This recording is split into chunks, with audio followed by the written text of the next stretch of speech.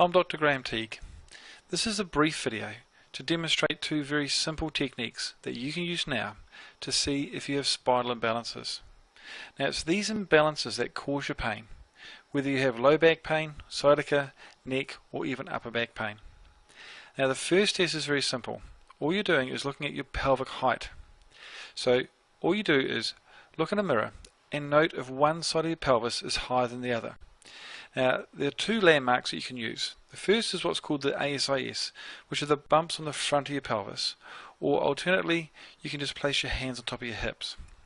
Now, what you'll note is that one side of your pelvis is higher than the other, and this creates what's called a rotational imbalance. If your left side is higher, you have what's called an LFP, and if you have the right side higher, you have an RFP. Now, the bigger the height change, the bigger the imbalance is occurring in your spine. And also you can look at the side view of your posture, and this is what detects what's called a tilt type imbalance, where you can have a sway back where the curve in your low back is a lot greater, or you may have a flattened spine.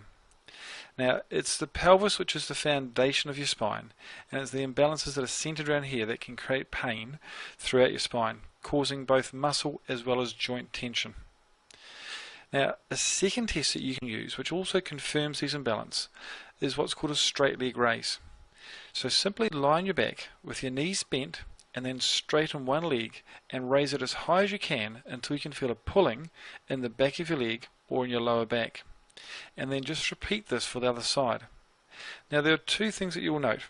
First that you may find is you can lift one leg higher than the other side. Now, if this is the case, then again it confirms that you have a rotational imbalance.